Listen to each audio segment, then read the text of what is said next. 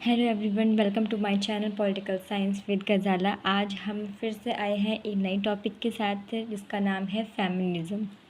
ठीक है, चलिए स्टार्ट करते हैं। फेमिनिज़्म क्या होता है? फेमिनिज़्म का हिंदी में मीनिंग होता है नारीवादी, यानी कि यहाँ पर महिलाओं की बात की गई है। Feminism is an ideology and social movement that seeks equality between man and women. Feminism क्या है? फेमिनिज़्म एक विचारधारा है जो किसकी बात करती है? एक विचारधारा है, सामाजिक आंदोलन है जो महिला और पुरुष के बीच समानता की बात करती है।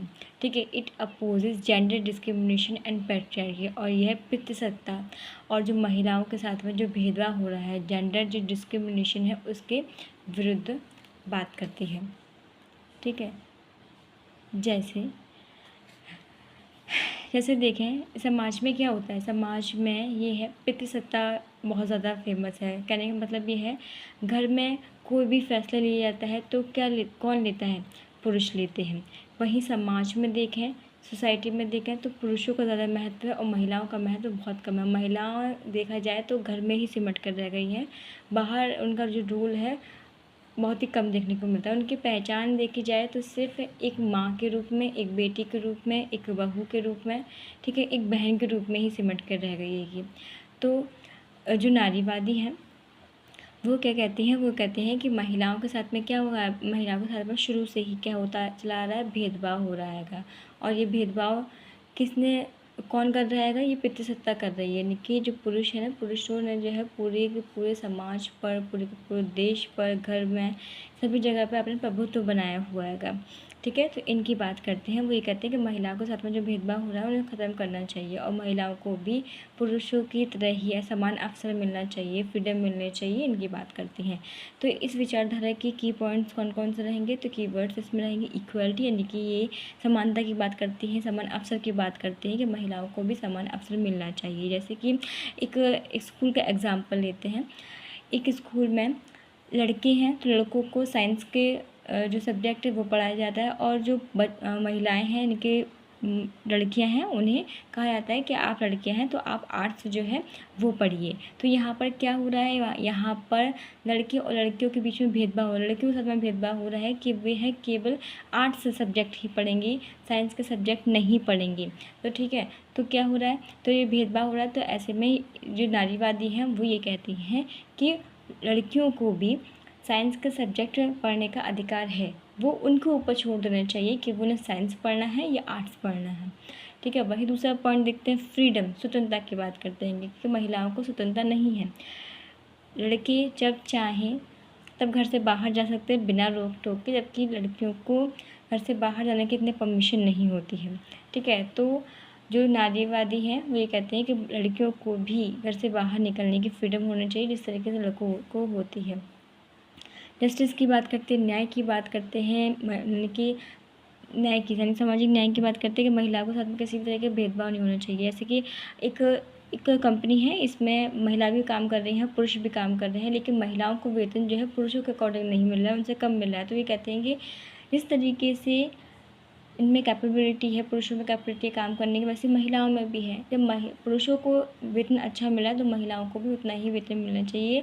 महिलाओं को सिर्फ महिला होने की वजह से जो वेतन है वो कम नहीं मिलना चाहिए। ठीक है, राइट्स की बात करते हैं, अधिकार की बात करते हैं। जिस तरीके से पुरुषों के पास सारे अधिकार हैं उस तरीके महिलाओं को भी सारे अधिकार होने चाहिए। उन्हें अपनी लाइफ किस तरीके से जीनी है उसका अधिकार होना चाहिए। शादी किससे करनी है, किससे नहीं करनी है, इसका भी राइट्स होना चाहिए। काम करना है या नहीं करना है वो भी उनका राइट होना चाहिए। तो ठीक है, उन्हें अपनी क्या है, अपनी लाइफ खुद चुनने का राइट होना चाहिए, किस तरीके से जीनी है, किस तरीके से नहीं जीनी है इसका।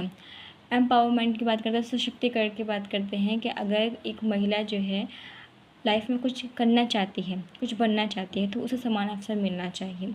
ठीक है, और वह क्या काम करेगी? वह बहुत अच्छे से काम करेगी। हमारी सोसाइटी में क्या होता है, ज़्यादातर महिलाओं को सिर्फ इससे रोक दिया जाता है कि वो महिला है। ठीक है, ये सोसाइटी की सोच है कि बाद में लड़कियों को करना चूल्हा चौका ही है, तो आगे पढ़ाकर क्या होगा। ठीक है, तो जो नारीवादी हैं वो इसका विरोध करते हैं। वो कहते हैं महिलाओं को भी क्या है, सशक्त बनाना चाहिए, उन्हें भी आगे बढ़ाना चाहिए। पैट्रियार्की पितृसत्ता का विरोध करते हैं। वो कहते हैं कि इस पितृसत्ता ने न सिर्फ परिवार में बल्कि समाज में और पूरे पूरे देश पर कंट्रोल करके रखा है। और इसे कौन चला रहा है, इसे चलाने वाले कौन है, पितृसत्ता ही है। ठीक है, जबकि महिलाओं को भी क्या है, महिलाओं की जो सोच है उन्हें भी आगे बढ़ाना चाहिए, महिलाओं के फैसलों को भी उतने ही इम्पोर्टेंस देनी चाहिए जितनी कि पुरुषों की होती है। तो इन सभी की बात करते हैं। ठीक, अब हम आगे देखते हैं ऑब्जेक्टिव ऑफ फेमिनिज्म। फेमिनिज्म का उद्देश्य क्या है। फेमिनिज्म जेंडर इक्वालिटी की बात करती है, यानी कि क्या है, जो लैंगिक जो समानता है उसकी बात करते हैं, समान अवसर की बात करती हैं, इक्वल एजुकेशन यानी कि समान शिक्षा की बात करते हैं। जिस तरीके से पुरुषों को लड़कों को पढ़ाया जाता है, आगे बढ़ाया जाता है, उस तरीके से महिलाओं को भी जो है पढ़ाना चाहिए। सिर्फ ये सोच कर घर में नहीं बढ़ा लेना चाहिए कि एक्चुअल में लास्ट में उन्हें करना तो चूल्हा चौका ही है। तो ज़्यादातर ये सोसाइटी की सोच है, आई एग्री। ठीक है, लेकिन क्या है, ये जो नारीवादी हैं वो ये कहते हैं कि महिलाओं को भी इक्वल एजुकेशन प्रोवाइड करानी चाहिए। फिर उनके ऊपर छोड़ देना चाहिए कि वो आगे क्या करना चाहती हैं, क्या नहीं करना चाहती हैं, लेकिन एजुकेशन जो है इक्वली कराना चाहिए। इक्वल एम्प्लॉयमेंट अपॉर्चुनिटीज़ यानी कि क्या है, रोज़गार के जो अवसर हैं वो समान दिलाना चाहिए। एक एग्जाम्पल के थ्रू समझेंगे, एक कंपनी है, उसमें जो है इंटरव्यू देने के लिए लड़का भी आया है, लड़की भी आया है। ठीक है, और दोनों ही इक्वल क्या है, क्वालिफाइड है, लेकिन लड़के को अवसर मिल गया उस इंटरव्यू में शामिल होने का, लेकिन लड़की को नहीं मिला है, उन्हें बुलाया ही नहीं गया है। क्यों? क्योंकि वहाँ पर जो है लड़के का सिलेक्शन होगा, लड़की से कह दिया कि आप का नहीं हो सकता है, हमने चुन लिया हैगा। ठीक है, एम्प्लॉय को चुन लिया है। तो क्या यहाँ पर लड़की को मतलब बुलाया ही नहीं गया, इंटरव्यू लिया ही नहीं गया, और आपने सिर्फ जो है एक को ही चुन लिया। तो क्या है, यहाँ पर लड़की को क्या है, अपॉर्चुनिटी नहीं मिली। ठीक है, इक्वल एम्प्लॉयमेंट की अपॉर्चुनिटी नहीं मिली। तो वो जो फेमिनिज़म है वो ये कहते हैं, नारीवादी ये कहते हैं कि महिलाओं को भी इक्वल अपॉर्चुनिटी देनी चाहिए। आपको एक बार इंटरव्यू लेना तो चाहिए था, देखना तो चाहिए था कैसे है कैसे नहीं है, उसके बाद आप जो है अलग कर सकते थे। इक्वल पॉलिटिकल राइट्स की बात करते हैं, यानी कि महिलाओं को भी जो राजनीतिक अधिकार समान मिलना चाहिए। जिस तरीके से पुरुषों को वोट देने का राइट है, ठीक है, वोट देने का राइट है, इलेक्शन लड़ने का राइट है, और कानून बनाने का राइट है। ठीक है, इसी तरीके से महिलाओं को भी क्या है, इक्वल पॉलिटिकल राइट्स जो है मिलने चाहिए। And equal pay for equal work, यानी कि अगर लड़का भी वही काम कर रहा है, लड़की भी वही काम कर रही है उसी ऑफिस में, लेकिन लड़के की पेमेंट जो है वो ज़्यादा है, ठीक है, और लड़की की जो पेमेंट है वो बहुत कम है, तो ऐसे में जो फेमिनिज़म है इसकी आलोचना करती हैं। वो कहती हैं कि जिस तरीके से वो अपना एफ़र्ट्स लगा रहा है, लड़का अपना एफ़र्ट्स लगा रहा है, मेहनत कर रहा है, उसे पैसे ज़्यादा मिल रहे हैं, उसी तरीके से जो लड़की है वो भी एफ़र्ट्स लगा रही है, पूरी मेहनत कर रही है, तो उसे भी क्या है, इक्वल ही क्या मिलना चाहिए, पे मिलना चाहिए। प्रोटेक्शन फ्रॉम वायलेंस की बात करते हैं, ये घरेलू जो हिंसा होती है ना उससे रक्षा करने की बात करते हैं। ठीक है, महिलाओं के साथ में काफ़ी सारे जो वायलेंस होते हैं, यानी कि घरेलू हिंसाएँ होती हैं, बहुत से लोग किसे सुनते हैं कि जो है फांसी लगा दी, ठीक है, एंड दहेज की वजह से उसे जलाकर मार दिया, तो इसकी भी आलोचना करती हैं, उनसे सुरक्षा प्रदान करना चाहती हैं। वुमेन्स एम्पावरमेंट, महिलाओं को सशक्त बनाने की बात करती है फेमिनिज़म, इसका उद्देश्य है। ठीक है, अब आगे देखते हैं फीचर्स ऑफ फेमिनिज़म। फेमिनिज़म की जो है विशेषताएँ हैं, क्या है कि चैलेंज पैट्रियार्की, उनके सामने चैलेंज क्या है, उनके सामने चैलेंज है पितृसत्ता, पितृसत्ता को चुनौती देना चाहती हैं। फेमिनिज़म पितृसत्ता को चुनौती देना चाहती हैं। सपोर्ट से इक्वल राइट्स है, ये इक्वल राइट्स को सपोर्ट करना चाहती हैं। प्रमोट सोशल जस्टिस, सामाजिक जो न्याय है उसे प्रमोट करने के समर्थक हैं। अपोजिट डिस्क्रिमिनेशन, यानी कि ये जो भेदभाव हो रहे हैं इसकी आलोचना करती हैं, इसके अपोज हैं। एनकरेज वुमेन्स पार्टिसिपेशन, महिलाओं का ज़्यादातर पॉलिटिकल पार्टीज़ में पार्टिसिपेशन की बात करती हैं, और पॉलिटिकल पार्टीज़ में ही नहीं बल्कि अगर घर में हैं तो ज़्यादातर क्या होता है पता है, ज़्यादातर ये होता है कि हमारे घर में कोई भी डिसीजन लिया जाता है तो वो ज़्यादातर डिसीजन जो होते हैं वो पुरुष लेते हैं। यहाँ तक कि ये कह दिया जाता है कि महिलाएं इस रूम में ना आएँ, कि यहाँ पर सिर्फ और सिर्फ पुरुष बात कर रहे हैं। ठीक है, तो जो महिलाओं के साथ में डिस्क्रिमिनेशन हो रहा है ना, तो उस डिस्क्रिमिनेशन का भेदभाव को क्या करती हैं कि वो ख़त्म करना चाहती हैं। सिर्फ़ और सिर्फ क्या दिमाग सिर्फ पुरुषों के पास होता है, महिलाओं के पास भी होता है। आपको राय कम से कम एक बार सुननी तो चाहिए। सभी की राय सुननी चाहिए, महिला हो चाहे पुरुष हो, सभी की राय सुनना चाहिए। उसके बाद डिसीजन करनी चाहिए कि इसकी राय सही है, किसकी राय सही नहीं है। लेकिन हमारी सोसाइटी में क्या होता है, पुरुषों की बातों को ज़्यादा महत्व दिया जाता है बजाय कि महिलाओं की बातों को। ठीक है। एनकरेजेस वुमेन्स पार्टिसिपेशन, हम देख चुके हैं। बिलीव्स इन ह्यूमन डिग्निटी, यानी कि क्या है, मानव की जो डिग्निटी है उसमें बिलीव करने की बात करते हैं। ठीक, अब इन सभी को हम समझेंगे। टाइप्स ऑफ फेमिनिज्म, अब इसमें टाइप्स ऑफ फेमिनिज्म की बात करते हैं। इसमें आता है पहला लिबरल फेमिनिज्म। अब इन सभी पॉइंट्स को एक करके समझेंगे। लिबरल फेमिनिज्म में क्या होता है, लिबरल फेमिनिज्म में उदारवादी फेमिनिज्म आते हैं, नारीवादी आते हैं। रेडिकल में क्या, उग्र नारीवादी आते हैंगे। ठीक है। एंड सोशलिस्ट फेमिनिज्म में कौन सा आते हैं, समाजवादी नारीवादी आती हैं। मार्क्सिस्ट फेमिनिज्म में जो मार्क्सवादी जो नारीवादी हैं वो आते हैं। इसमें क्या आइडियोलॉजीज़ हैं, इस आइडियोलॉजी के अकॉर्डिंग हम समझेंगे कि फेमिनिज्म क्या है। ठीक है। इको फेमिनिज्म आते हैं, पारिस्थितिकी नारीवादी आते हैं, पोस्ट मॉडर्न फेमिनिज्म आते हैं, ब्लैक फेमिनिज्म आते हैं। तो इन सभी जो आइडियोलॉजी के बेसिस पर अब फेमिनिज्म को हम देखते हैं। सबसे पहले हम एक शुरू करते हैं लिबरल फेमिनिज्म को देखते हैं। इसमें क्या कौन होते हैं, उदारवादी नारीवादी होते हैं, जो किसकी बात करते हैं, समानता की बात करते हैं, स्वतंत्रता की बात करते हैं, सार्वभौमिक मताधिकार की बात करते हैं, समान कार्य के लिए समान वेतन की बात करते हैं। ठीक है।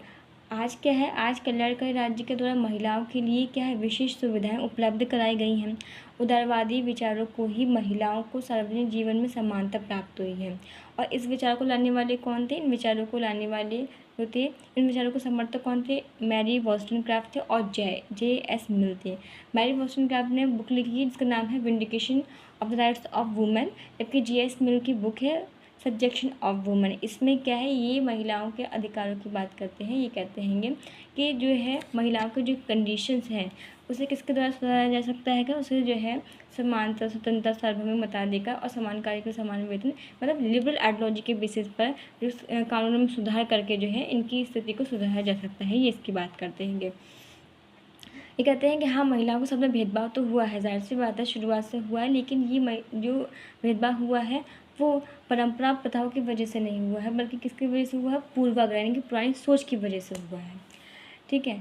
उग्रवादी, अब आते हैं आमूलवादी नारीवादी। ये क्या करते हैं, ये परिवार में समानता की बात करते हैं। अच्छा, जो लिबरल फेमिनिज्म है वो करते हैं, वो कह रहे हैं कि हम देश में इनकी जो स्थिति है वो अच्छी करेंगे, इसके जो कानून को में सुधार के करके। ठीक है। इन्हें इक्वल पार्टिसिपेशन दिलाएंगे लोकतंत्र में। ठीक है। इसकी बात करते हैं सार्वजनिक यानी सार्वभौमिक मताधिकार की बात करते हैं। तो इसके थ्रू जो है महिलाओं के स्थिति को सुधारने की बात करते हैं। जबकि जो रेडिकल फेमिनिज्म है, ये उग्र नारीवादी, जो मुख्य जो मूल नारीवादी हैं, वो कहते हैं कि ये परिवार में समानता ज़रूरी है। वो कहते हैं परिवार में समानता ज़रूरी है। परिवार में समानता मिल ही नहीं रही, मतलब लड़कियों को महिलाओं के जो है घरेलू कार्यों को उनको समझा ही नहीं जाता है, सिर्फ पुरुषों के कार्यों को समझाता है। पुरुष अगर कोई काम कर रहा है तो जो है अगर वो थक कर घर पर आता है तो ये देखा जाता है कि जो है बहुत काम करके आए हैं, थक गए हैं, आप कुछ काम नहीं कर सकते। और वहीं अगर महिला 24 आवर काम करती है, सुबह से लेकर शाम तक काम करती रहती है, फिर भी रात में मतलब जो पुरुष है बस यही कहता है उससे कि तुमने आखिर काम किया ही क्या है, घर में डरी रहती हो पूरा दिन, तुम करती ही क्या हो। तो क्या है, मतलब एक महिला को उसके घर पर ही उसके कार्यों को महत्व नहीं दिया जा रहा है। तो नारीवादी इसी की बात करते हैं कि परिवार में समानता बहुत ज़रूरी है। समानता की बात, यहाँ समानता है ही नहीं, इसकी बात करते हैं। ठीक है। सिस्टरहुड की बात करते हैं, महिला संघ की बात की जा रही है। यहाँ पर पितृसत्तात्मक संस्था की बात हो रही है कि ये क्या है कि पुरुषों का पूरा एक जाल है। पुरुषों ने सभी जगह पर अपने जो है एक हेजमनी क्रिएट करके रखी हुई है।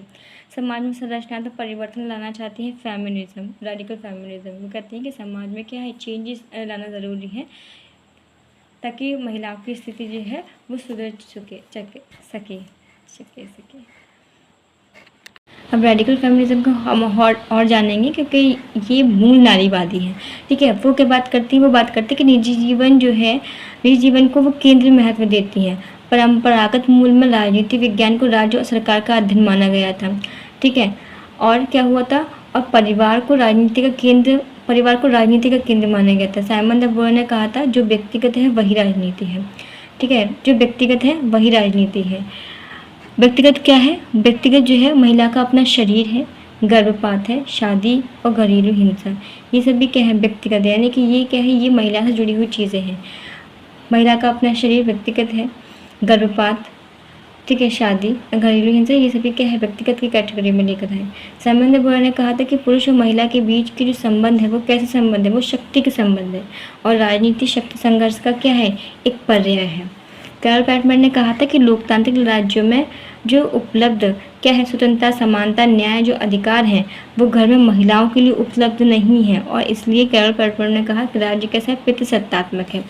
वही बात है कि जो भी लिबरल फेमिनिज्म लोग कह रहे हैं ना कि महिलाओं को देश में क्या क्या चीज़ें मिली हैं, महिलाओं को देश में जो है कानूनों के थ्रू स्वतंत्रता मिली है, लिबर्टी मिली है, इक्वलिटी मिली है, जस्टिस मिला है, राइट्स मिला है।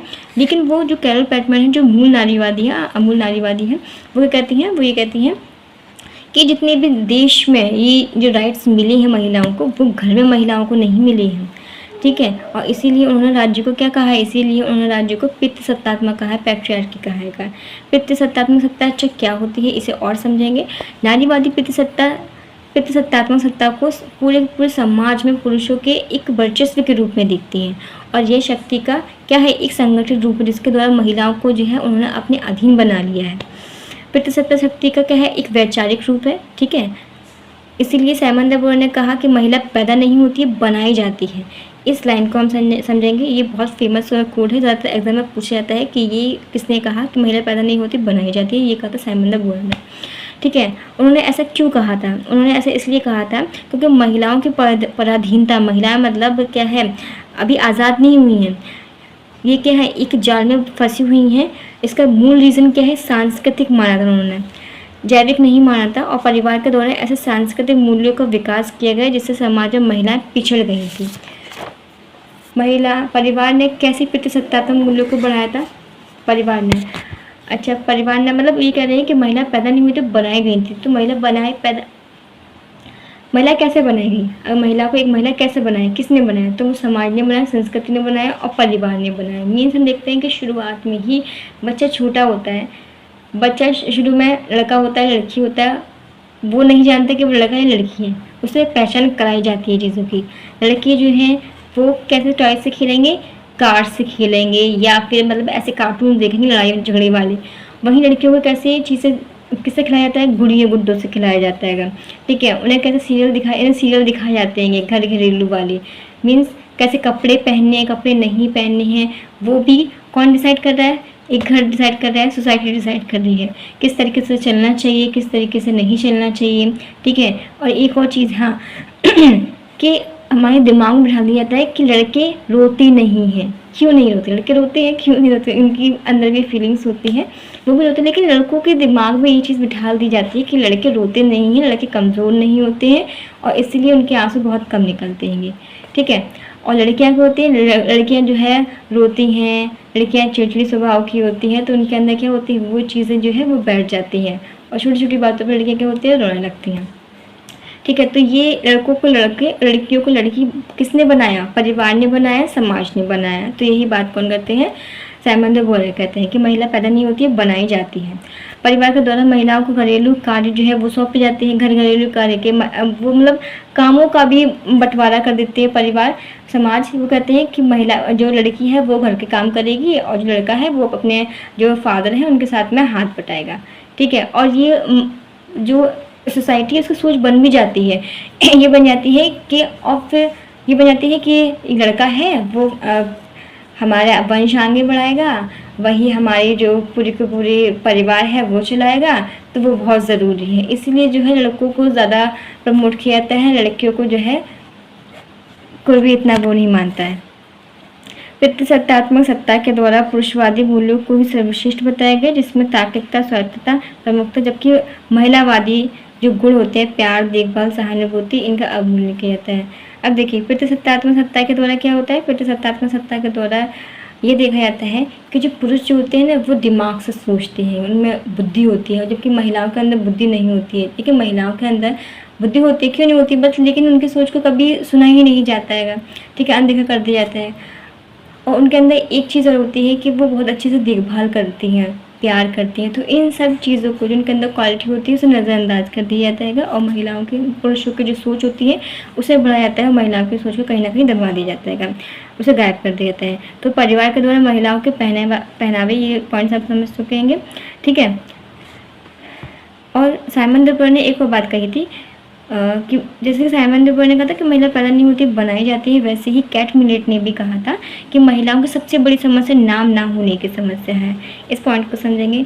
देखिए, महिलाएं ज़्यादातर कैसे पहचानी जाती हैं? शादी से पहले फादर के नाम से, शादी के बाद जो हस्बैंड है उसके नाम से पहचानी जाती हैं, और जब बच्चा बड़ा हो जाता है तो वो उस बच्चे के नाम से पहचानी जाती है, लड़के के नाम से पहचानी जाती हैं। महिलाओं की जो पहचान है वो उनकी सिर्फ और सिर्फ मार्कशीट में सिमट कर रह जाती है और घर में सिमट कर रह जाती है, ठीक है। उनके जो पहचान है माँ, बेटी, बहन, बहू, इन सभी के रोल में होती है, बस इसके अलावा कोई पहचान नहीं होती है, ठीक है। तो वो यही बात करते हैं, कैट मिलेट ने यही कहा था कि महिलाओं की सबसे बड़ी समस्या नाम ना होने की समस्या है। और वही बेटी फीडर ने भी कहा था कि बुक लिखी थी, इसका नाम था फेमिनाइन मिस्टेक, जिसमें कहा था कि पितृसत्तात्मक सत्ता के द्वारा ये पैट्रियार्की की जो सिस्टम है इसके द्वारा ही क्या हुआ है, महिलाओं की जो व्यक्तित्व पर्सनैलिटी है उसे लजाने वाला प्रस्तुत किया गया है, ठीक है। अब इसमें रेडिकल फेमिनिज्म को समझ चुके हैं, लिबरल फेमिनिज्म, रेडिकल फेमिनिज्म। अब हम पढ़ेंगे सोशलिस्ट फेमिनिज्म में। सोशलिस्ट फेमिनिज्म में क्या होती है? सोशलिस्ट फेमिनिज्म में वो ये मानती हैं कि पूरा का पूरा ये पूंजीवाद का ही इफेक्ट है। मीन्स ये कहते हैं कि जो अमूल नारीवादी है वो समाजवादियों के बीच क्या समानता बताती हैं। दोनों राज्य को सुशूलकारी संस्था मानते हैं। अमूल नारीवादी है और समाजवादी, ये दोनों ही राज्य को क्या है, सुशूलकारी संस्था मानते हैं। हम देखते हैं कि समाजवादियों ने क्या है, समाजवादी मार्क्सवादी ने क्या माना था, राज्य को एक सुशूलकारी संस्था माना था। वो कहते हैं कि राज्य क्या कर रहा है, सुशूल कर रहेगा, ठीक है। और वहीं जो अमूल नारीवादी है वो भी यही बात कहते हैं कि वो कि जो राज्य के है सुशूलकारी संस्था है और दोनों के द्वारा समाज में आमूल परिवर्तन का समर्थन किया गया। यानी कि जो नारीवादी है, अमूल नारीवादी और समाजवादी, इन दोनों के ही द्वारा जो रेडिकल जो चेंजेस है उसके समर्थन किया जाता है। लेकिन दोनों में काफ़ी अंतर भी देखने को मिलता है। नारीवादी जो है वो पितृसत्तात्मक सत्ता को केंद्रीय मानते हैं, इसी के कारण आर्थिक विषमता उत्पन्न होती है। वो मानते हैं कि पितृसत्तात्मक सत्ता के द्वारा ही क्या है, पितृसत्तात्मक सत्ता ही मूल है और इसी की वजह से आर्थिक विषमता है। क्या जो पुरुष होते हैं वो कमाते हैं, महिला को कमाती नहीं है, इसकी वजह से क्या वो अपने दबा कर रखते हैं, इसकी वजह से एक आर्थिक डिस्क्रिमिनेशन है वो क्या है बना हुआ है कम।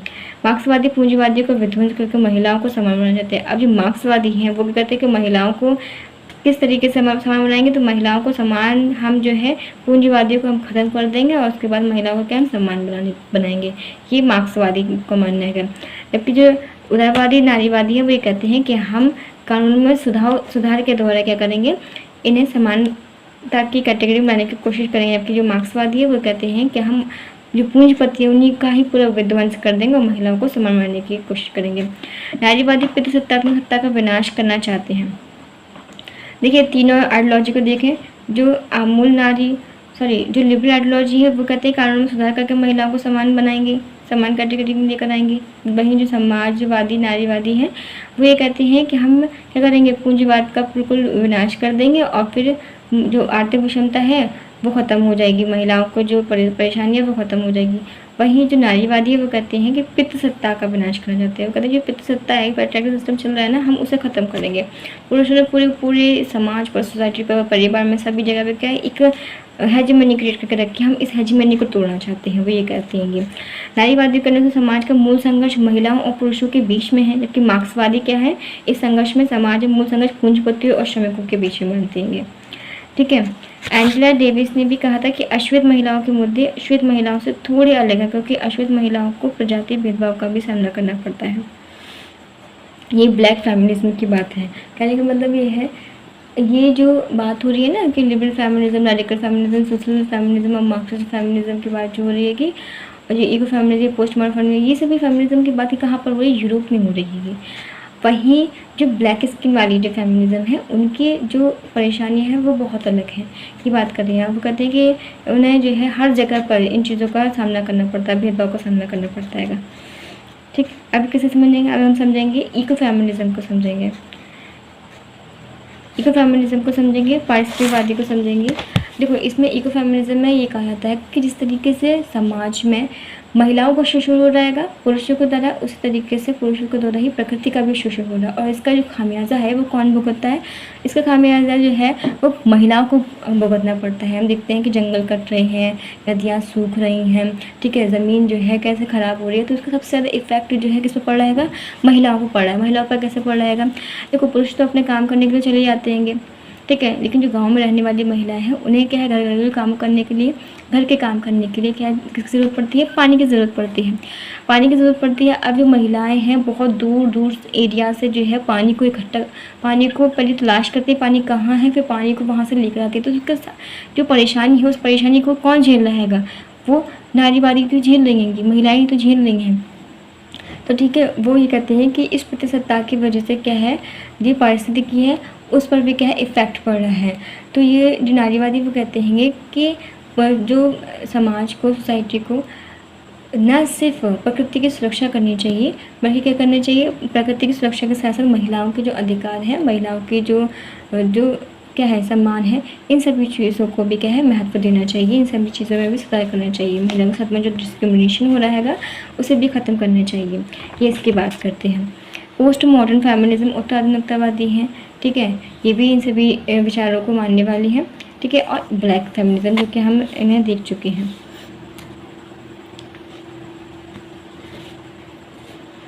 अब हम आगे देखेंगे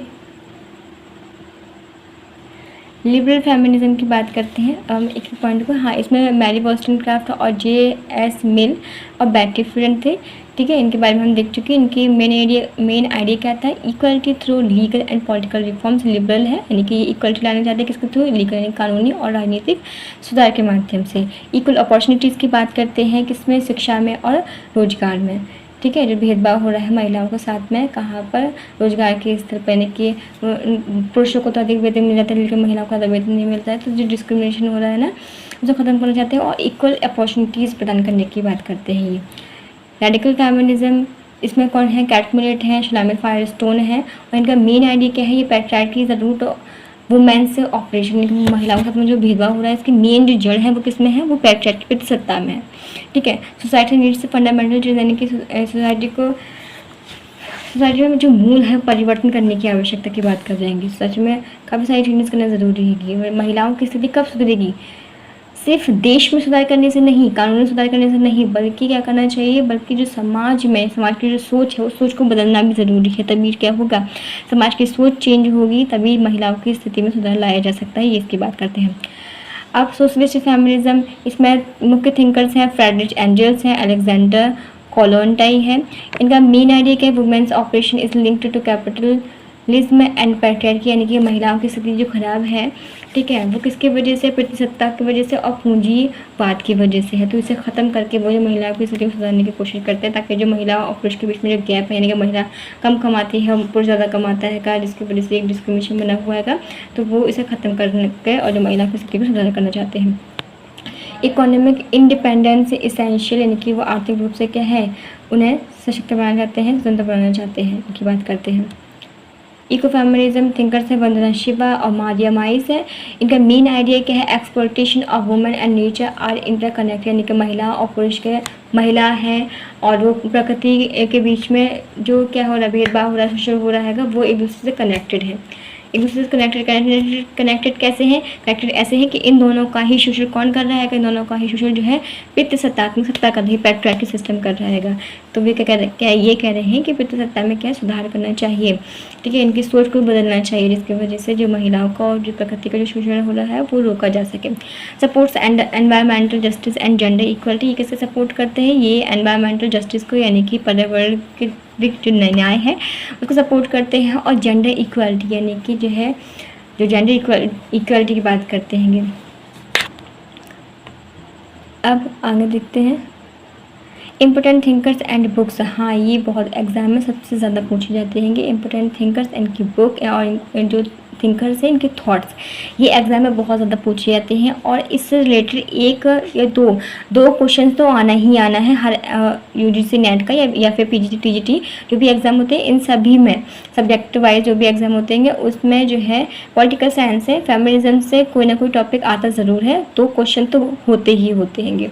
ठीक है, इसमें हम देखते हैं मैरी वॉल्सनक्राफ्ट, इनकी कौन सी बुक है? मैरी वॉल्सनक्राफ्ट की बुक है a vindication of the rights of women है। ठीक है, बहुत बार पूछी जाती है। कैसे पूछी जाती है? ऐसे पूछी जाएगी, मैच द फॉलोइंग क्वेश्चंस आते हैं, कभी कभी ऐसे सीधे सीधे पूछ जाते हैं। A vindication of the rights of women जो है किसने लिखी थी, किससे संबंधित, 4 ऑप्शन दे दिए जाएंगे, आपसे पूछा जाएगा बताइए इनमें से किसका कथन है। ठीक है, और जो है क्रोनोलॉजी बेसिस जो है वो पूछी जाती है, टाइम पीरियड दे दी जाएगा कि बुक्स पब्लिशमेंट की बुक वो दे दी जाएगी, एंड बुक्स का नेम दे दिया जाएगा और कहा जाएगा कि बताइए कौन सा किससे रिलेटेड है, किसे। ठीक है, तो इस तरीके से पूछी जाएंगी। तो साइमन और जे.एस. मिल की कौन सी है? जे.एस. मिल की द सब्जेक्शन ऑफ वुमेन है। साइमन द बुअर की कौन सी है? द सेकंड सेक्स है। बेट्टी फ्रीडन की कौन सी है? द फेमिनाइन मिस्टेक है। कैट मिलेट है, सेक्सुअल पॉलिटिक्स है।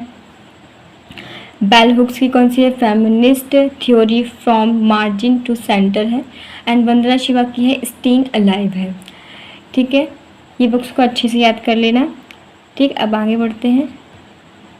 हाँ, वेव्स ऑफ फेमिनिज्म, फेमिनिज्म की वेव्स बहुत पूछी जाती है एग्जाम में, इससे भी रिलेटेड क्वेश्चन आता है कि जो फेमिनिज्म है, फर्स्ट वेव में जो फेमिनिज्म है वो किससे रिलेटेड है, फर्स्ट वेव में किन चीज़ों को सुधार किया जाता है, सेकंड वेव में किन चीज़ों को सुधार किया जाता है, थर्ड वेव में किन चीज़ों को सुधार किया जाता है, और फोर्थ वेव में किसका सुधार किया जाता है।